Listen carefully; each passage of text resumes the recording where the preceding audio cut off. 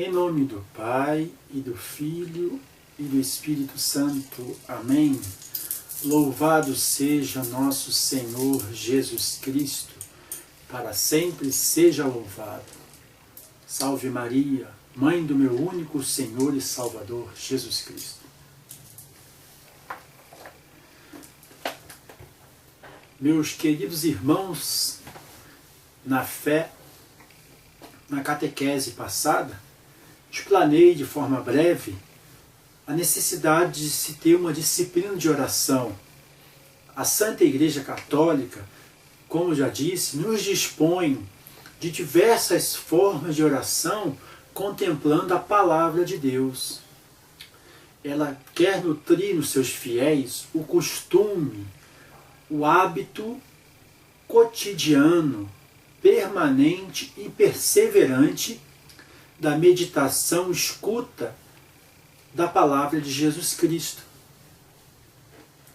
Expliquei sobre a oração do terço, que é uma oração de devoção mariana, mas como diz o beato João Paulo II, cristocêntrica, cristológica, pois os mistérios do terço são todos meditados na vida de Jesus.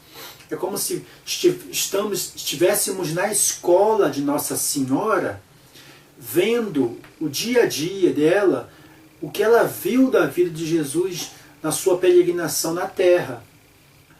Nossa Senhora foi a melhor discípula que Jesus teve, a que mais colaborou para a realização, para o sucesso de sua missão. Desde o seu sim, suas orações, sua contemplação da vida de Jesus foi uma grande oração e já intercessão por toda a humanidade e pela Santa Igreja.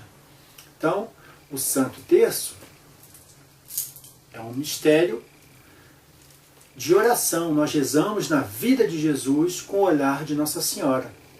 Lembre-se, no Evangelho de São Lucas, diz que ela sempre, quando via os gestos, as palavras de Jesus, daquilo que falavam dele, ela sempre guardava aquelas coisas no coração e as meditava. É neste sentido que rezamos o terço. Falei também da liturgia das horas, da própria Bíblia, que nós podemos acompanhar a Bíblia na liturgia da palavra da Santa Missa, pois todos os dias do ano, de domingo a domingo, a Igreja Católica celebra a missa o ano inteiro, proclama a palavra de Deus o ano inteiro, toda a Bíblia, e ainda a explica. Depois de nos alimentar com a verdade, todos os dias da vida e do ano, a Igreja nunca cessa de celebrar a missa, até que Jesus volte, como diz na 1 Coríntios 11, até que Ele venha. Então a Igreja celebra todo dia a palavra de Deus e nos alimenta com a verdade e com a graça, que é o pão da vida, o próprio corpo e sangue de Jesus Cristo. Vamos continuar falando das orações.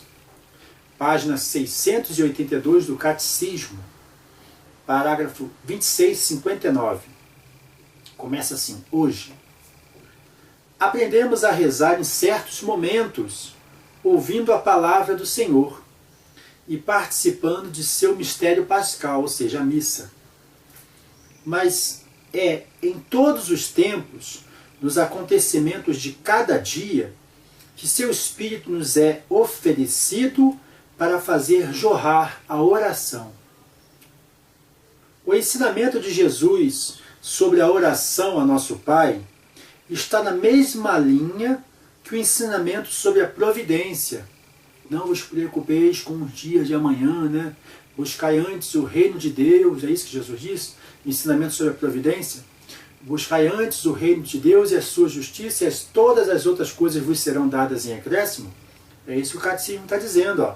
O ensinamento de Jesus sobre a oração a nosso Pai está na mesma linha que o ensinamento sobre a providência. Entregar-se à oração a Deus é entregar-se diretamente à sua providência. O tempo está nas mãos do Pai.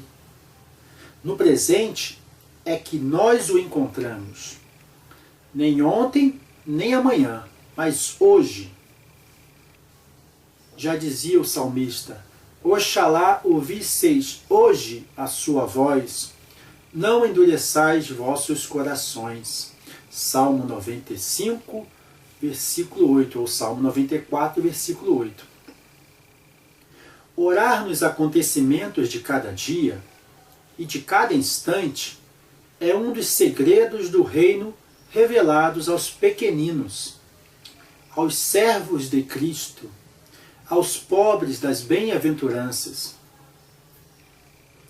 É justo e bom orar para que a vinda do reino de justiça e de paz influa na marcha da história, mas é também importante modelar pela oração a massa das humildes situações do cotidiano. Todas as formas de oração podem ser esse fermento ao qual o Senhor compara o reino. Em Lucas 13, 20 a 21. Jesus compara o reino dos céus a uma grande massa que se coloca fermento, né? Então, meus irmãos, Catecismo 682. A Igreja constantemente nos convida, nos propõe, nos dispõe das diversas formas de oração, contemplando a palavra de Jesus. O objetivo da Igreja é único. A Igreja, ela é mãe, é esposa de Jesus. Por isso que nós dizemos que Nossa Senhora é tipos da Igreja. Nossa Senhora, Virgem, deu à luz o Cristo. A Igreja, Virgem, pelo Espírito Santo, também como Nossa Senhora, dá luz aos cristãos. O que Nossa Senhora mais quer é que façamos o que Jesus nos pede. O que a Igreja nos pede através do magistério é que façamos o que Jesus nos pede. E olha o que Jesus nos pede. Evangelho de São Lucas, capítulo 18, logo no início. Propôs-lhes Jesus uma parábola para mostrar que é necessário orar sempre, sem jamais deixar de fazê-lo.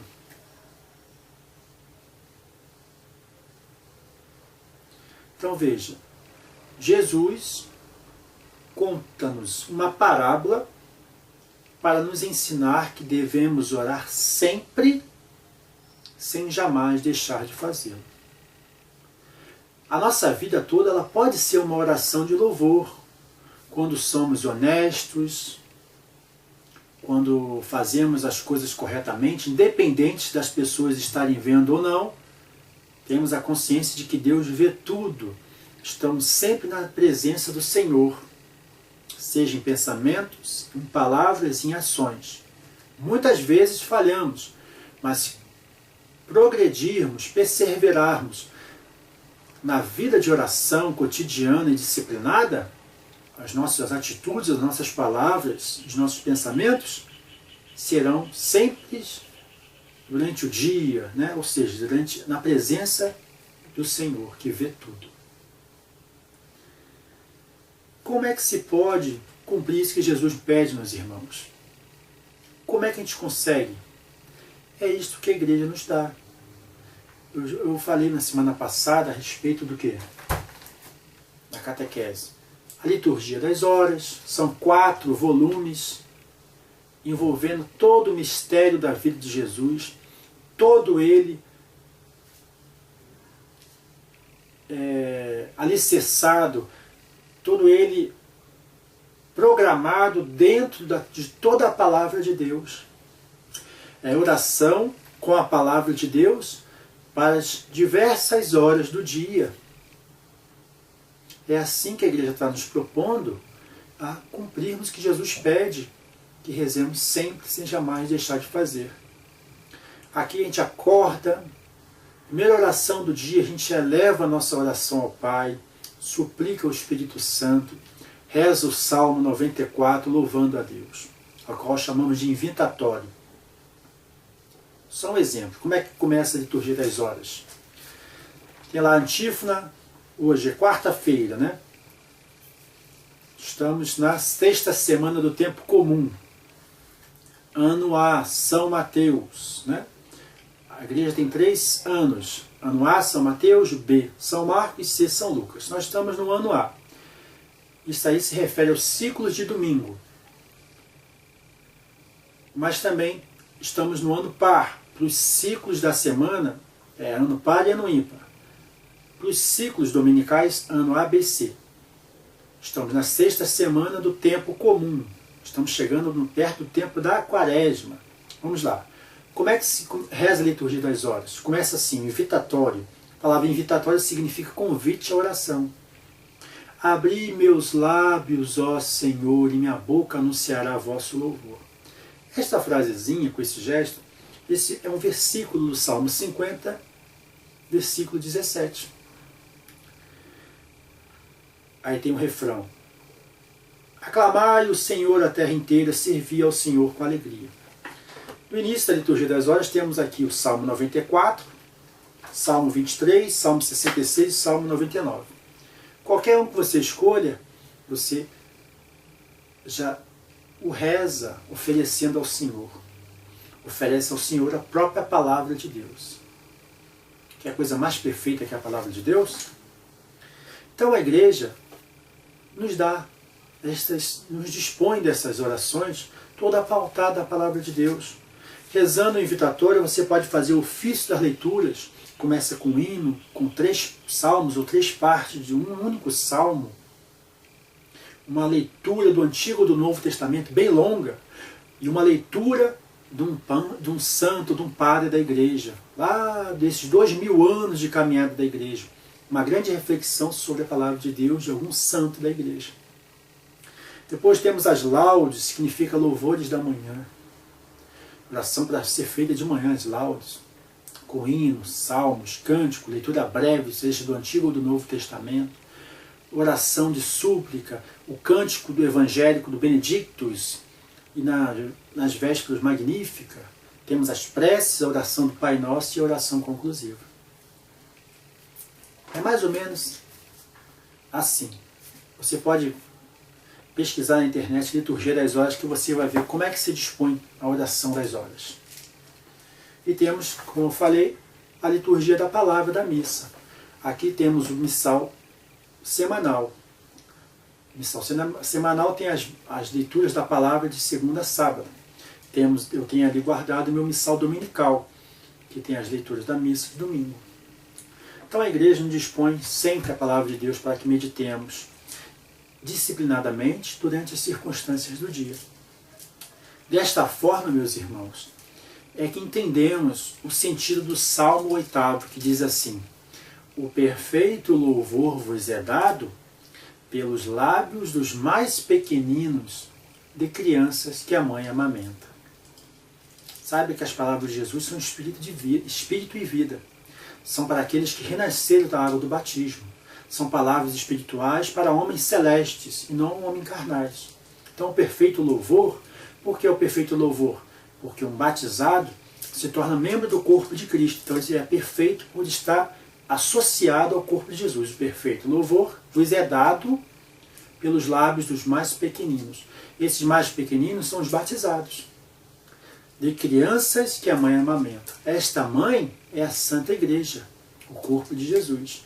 Ela nos amamenta com a graça e dá o mel da verdade, para que aprendamos a escolher o bem e a rejeitar o mal. Somente participando do batismo, tornando-nos membros do corpo de Jesus, é que poderemos oferecer a Deus um sacrifício agradável a Ele, um sacrifício de louvor.